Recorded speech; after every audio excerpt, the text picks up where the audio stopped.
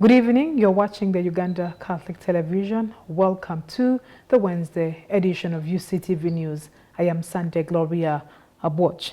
The 2025 Annual General Meeting of Catholic Social Communicators has officially opened at St. Augustine's Institute in Nsambya, uniting over 30 diocesan social communicators and administrators from Catholic media institutions across Uganda. Presiding over the opening of the 5-day workshop, Uganda Episcopal Conference Secretary General Monsignor John Baptist Kauta commended the gathering and lauded this year's theme, which says strengthening Catholic media institutions through networking and collaboration, as timely and deeply theme that aligns with Fratelli Tutti, Pope Francis's third encyclical that champions fraternity and social friendship. Today, 35 diocesan communicators and representatives from Catholic media institutions arrived to take part in this year's gathering, also known as the Communicators Week. This important convocation brings together Catholic communicators from across Uganda for a 5-day workshop and training session, during which they engage in discussions, share experiences, and build networks to address the challenges facing the progress of the Catholic media industry. This year's workshop is being held under the theme, Strengthening Catholic Media Institutions Through Networking and Collaboration. The event was officially opened by Monsignor John Baptist Kauta, the Secretary General of the Uganda Episcopal Conference, who praised the relevance of the theme, that it closely aligns with Fratelli Tutti, Pope Francis' third encyclical, which emphasizes the values of fraternity and social friendship. Appreciate the choice of the topic that has been given to you. The choice of the topic is networking, but allow me to say the choice of the topic is good. Networking, and I hope while you are here, you will even continue to network. When he said we are all brothers, we all share, and that is one of the characteristics of the Pope, that is inclusivism. The Pope loves all and wanted all to share. And so, as this topic is given to you, grow in your networking, be more and more inclusive. Let Karamoja be in Kabale, and let Kabale be in Tororo, and let Tororo be in Arua, and let Arua be in Ilera, and Gulu be in Soroti, and so forth. The theme was proposed by the chairman of the Social Communications Commission at the Uganda Episcopal Conference, Right Reverend Joseph Franzelli, who is currently in Italy for medical treatment. His message, delivered on his behalf by Father Filippo D., urged the Catholic communicators to embrace networking and collaboration in order to speak with one voice in promoting evangelization and standing firm against the growing influence of secular media. While the lack of funds is a really serious problem, I am strongly convinced that what is an even more serious and fundamental problem is our resistance and unwillingness to work together, networking. The media that are doing reasonably well think that they do not need it. They can manage on their own. On the other end, those that perform poorly keep struggling, probably feeling too shy or too proud to ask for help and learn from others. The result is a panorama of many isolated, divided, and globally weak Catholic media, unable to stand the competition and sometimes the opposition of secular media and authorities. This is the reason why I suggested to our National Communications Secretary, Father Filippo D., to choose networking as the topic for the Communications Week 2025. According to Gloria Pirachel, an on-air assistant at Radio Maria, the initiative not only supports the growth of Catholic media institutions in the face of secular competition, but also fosters personal and professional development of individual communicators. Media houses, it's very important for us to network, to come together and share ideas, because at the end of the day we are sharing ideas and we are taking home very important messages for us to develop and grow as a media house individually, but yet together as a family. We decided to come up with this topic of strengthening Catholic media institutions through networking and collaboration. So we were inspired by the Pope's message to us as Catholic communicators that we should network and collaborate, but we were also inspired by our Bishop Chairman of Social Communications, Bishop Joseph Fanzelli, because for many years he has been emphasizing that Catholic media institutions need to work together, they need to collaborate, they need to speak with one voice in order for us to be effective in our work. So when you collaborate, when you network, when you share, you are stronger. So networking helps us to be strong and helps us to be effective in our ministry. According to Father Filippo D., the National Coordinator of Communicators at the Uganda Episcopal Conference, the ongoing meeting is not only aimed at fostering networking and collaboration among Catholic media institutions, but will also serve as an opportunity to explore strategies for resource mobilization, an area where scarcity has often hindered the effective operation of these institutions. In the course of the week, we shall be talking about resource mobilization. As we know, you cannot run an institution without resources, without money, without things that make the institution go forward. So we need money to make sure that our institutions run well.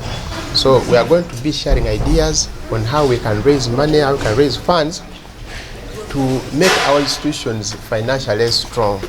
So that is why we are going to talk about resource mobilization in the course of the week.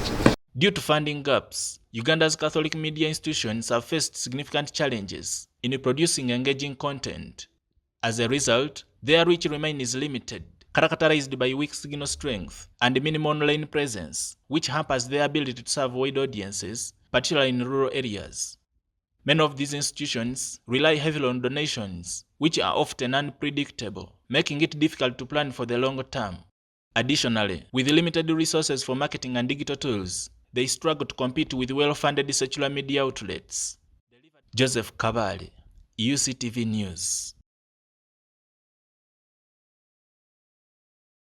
Nebi Catholic Diocese has reaffirmed its commitment to evangelization with the commissioning of its 106th Eucharistic Center at St. Jude Thaddeus in Wardinari.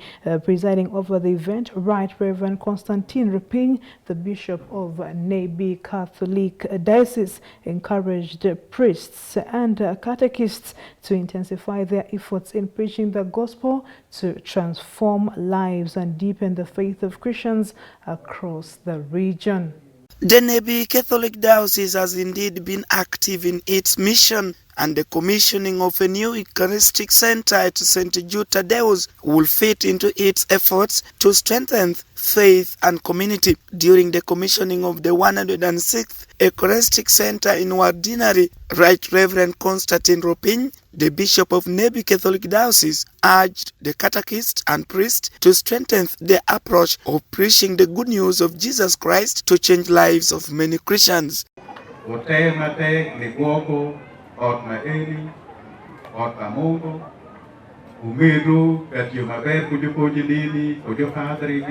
Honorable Kyuchin Grace Freedom, Senior Presidential Advisor, who was among the dignitaries who attended the commissioning of Eucharistic Center, encouraged the Christians to utilize the center for the growth of their faith.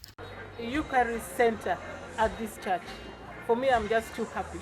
I see the journey the Christians have made.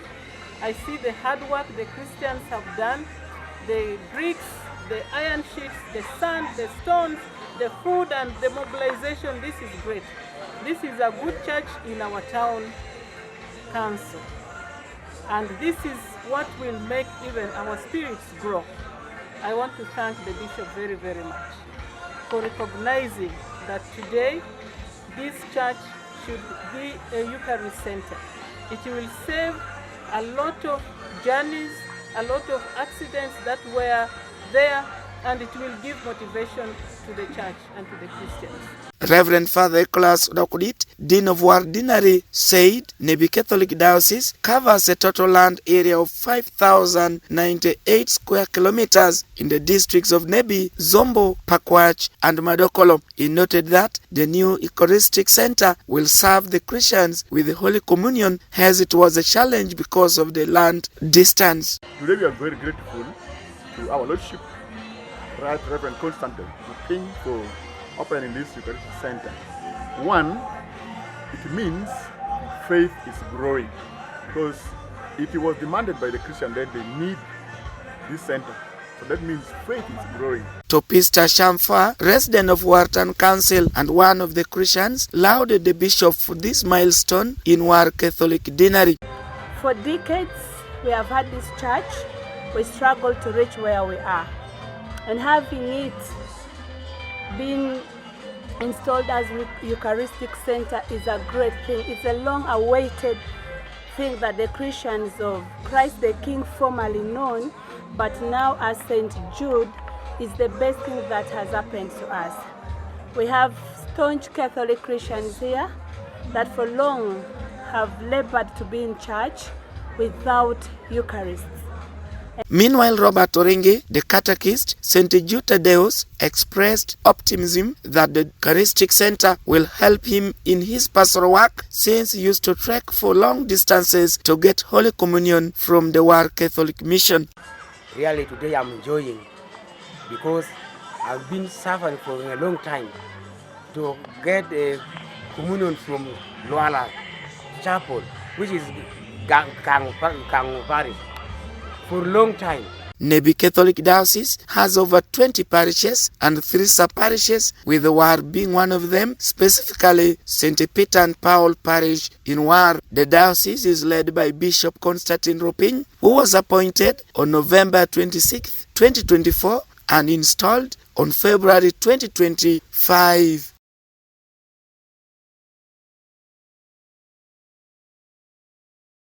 Thank you for watching UCTV News. Now from Vatican, the first papal conclave in 12 years began today at the Vatican after a morning mass in St. Peter's Basilica. Funds from the 133 cardinals have been handed over, windows covered, and the Sistine Chapel swept for bags.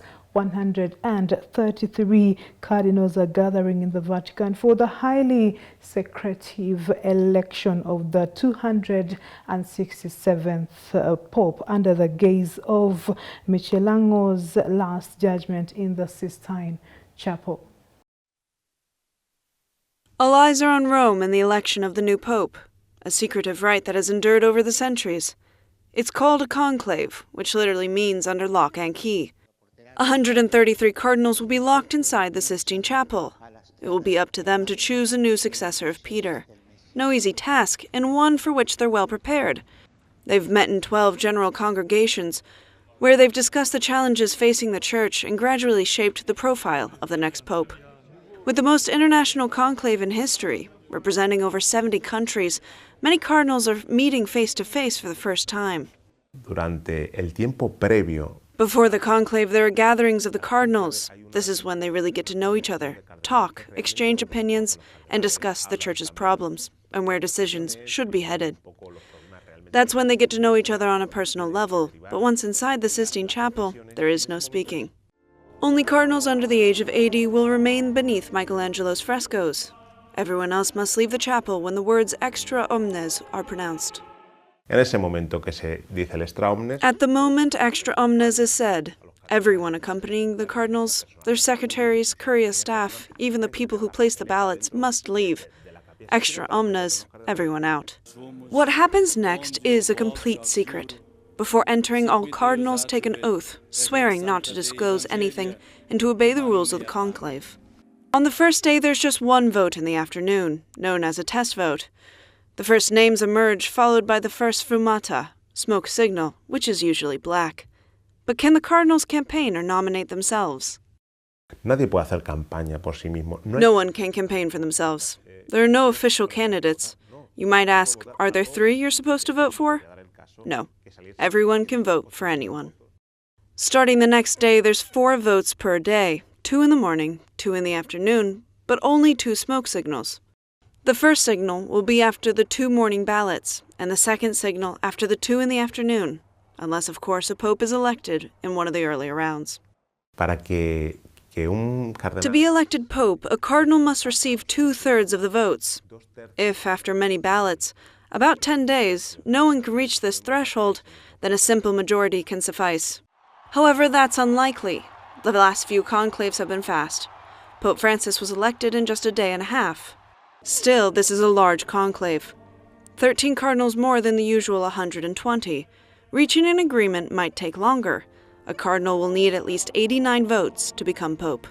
When that happens, white smoke will rise, and the world will know, habemus papum, we have a pope. Now, UCTV News will take a break. We'll be back and look at what is making news in the other parts of the world.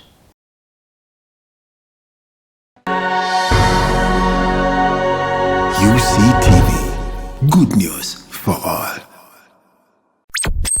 You are watching UCTV, good news for all. For this and more, tune in to Kasese Get Radio 100.5 in Western Region, located at the hill of the Diocese of Kasese. KGR brings you all Catholic programs and an advertising platform in all our radio shows like Good Morning Renzori, Chama Towoka, Ukute, the business show, Propeller, the request show and sports, Evaluation by Hingaba Kuluka, Late Night Show, and many others. Our other services include Isuzu Tipa, a Noah car, public address system, live band, Omoke Kera, an audio recording studio, and outside live broadcast. For more information, call 0773-597-166 or visit our website www.kasesegetradio.com. Kasese Get Radio, Omusondoria, the voice of truth.